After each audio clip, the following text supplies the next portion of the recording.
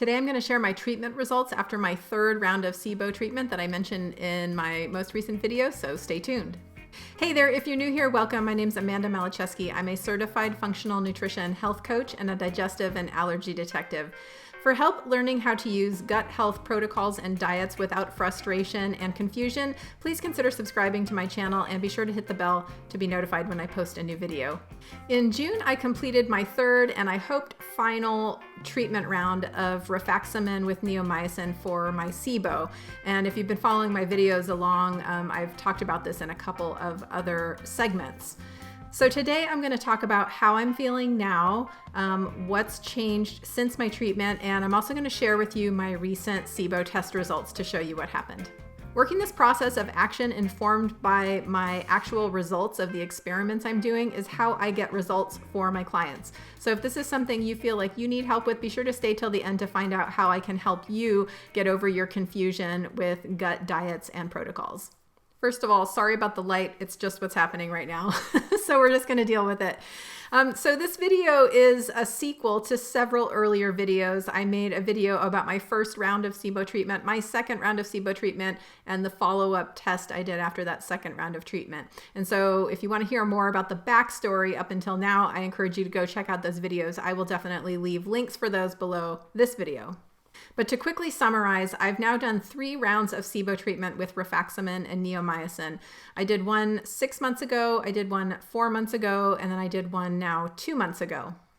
And the last treatment round really didn't feel all that great, so I really wasn't sure what I was going to find when I went to do my final follow-up test. So I ran a repeat SIBO test as directed by my naturopath a few weeks after I finished up my most recent treatment round, which was 2 months ago. And lo and behold, my test was negative for the first time in 4 or 5 years. So this is a huge, exciting, successful win for me. And here is what my test looked like. I do still show a slight result for the hydrogen SIBO, but it's far below the cutoff. And the methane gas is almost non-existent. So for comparison, here is my first SIBO test last winter where my methane numbers were well over 40 parts per million. And just so that you are clear here about what that means, a positive for methane is anything over 10 parts per million. Anything over 20 parts per million is positive for hydrogen. So even more important is that I'm feeling better. And of course, this is the thing that we're always chasing, the thing that we're always hoping for. So as I talked about after my second round of treatment, we have again added an antifungal agent post-treatment. This is with the support of my naturopath. And we've also added something called a prokinetic. SIBO is really likely to recur without this prokinetic agent. And there's lots of different options for doing this, but for lots of reasons, like I can't really tolerate the natural options and my naturopath feels like they don't really work very well. We've added something called low dose erythromycin. Erythromycin is an antibiotic, but used in this very tiny dose. It's like I crush one pill in 500 milliliters of water, and then I take a half milliliter of water with this crushed up pill in it every night before bed. And I have to say, it's actually working really, really well. So to summarize, my symptom improvement, basically I'm pooping every single day without fail, which is awesome. My bloating and gas is way reduced. I have a lot less joint pain. And even better, and this is the absolutely best part of this whole process, is that I'm actually starting to reintroduce some foods that have been out of my diet for literally 5 years. So one thing that I am super excited about is I have been able to tolerate gluten-free breads. I have not eaten bread in about 5 years. Not a single slice of bread, or maybe I tested it once here and there and nope, got joint pain from it. So I am now able to tolerate eating a slice of bread, and I'm kind of getting ready to do some new reintroductions of things that I also haven't had in a very long time to see how things have changed. I can't tell you how good it feels to be able to eat a sandwich on real pieces of bread. It's really exciting and wonderful. So what's next for me? Well, I teach a method to my clients and my students in my programs about doing small scale experiments to build on our knowledge base of what's working for us.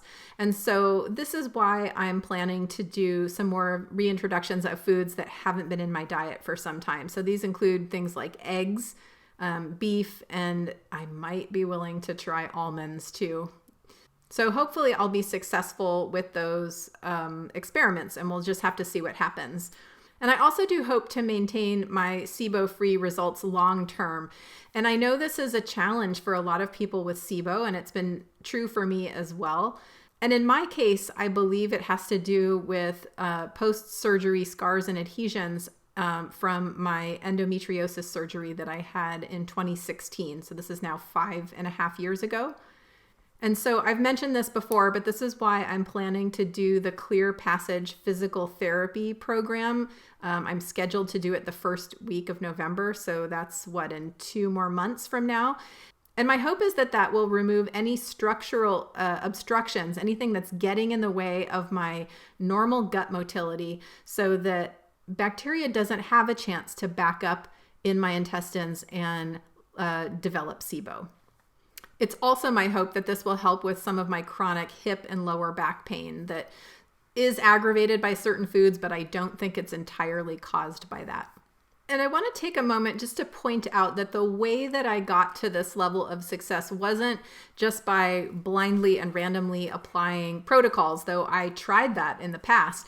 But what really got me there was the method of using the protocols. It involves asking the right questions, doing the right experiments in the right order, and then interpreting the results of those experiments to see what we need to do next.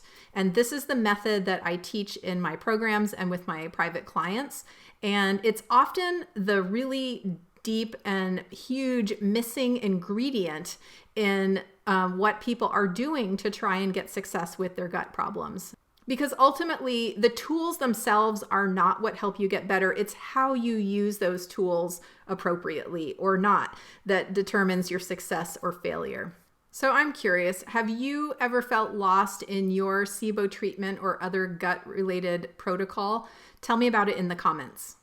So my final SIBO treatment round, even though I felt really bad while it was happening, was actually a roaring success. My symptoms are dramatically better, and I'm also being able to reincorporate foods into my diet that haven't been there for literally years. So this is super amazing. If you're struggling with not knowing why your gut health symptoms are happening, or trying to understand how to use the various tools and protocols to get results, I can help. My new 8-week online group program called the Calm Digestion Method helps people who are frustrated or confused by their gut healing protocols go from food anxiety, endless questions, and second guessing to a confident plan for calm digestion. If this sounds like something you need help with, my next program is going to run beginning September 28th. So if you'd like to apply for a seat in this program, you can visit confluencenutrition.com/contact. I am offering only a limited number of seats. So if this sounds like something that you might be able to benefit from, please do apply soon. I look forward to talking with you. I hope this video helped you celebrate what's possible from using a structured method to approach your gut problems. If you like this video, please consider subscribing, click like, or share it with somebody who you think could use it. I look forward to connecting with you, and I will see you all next time.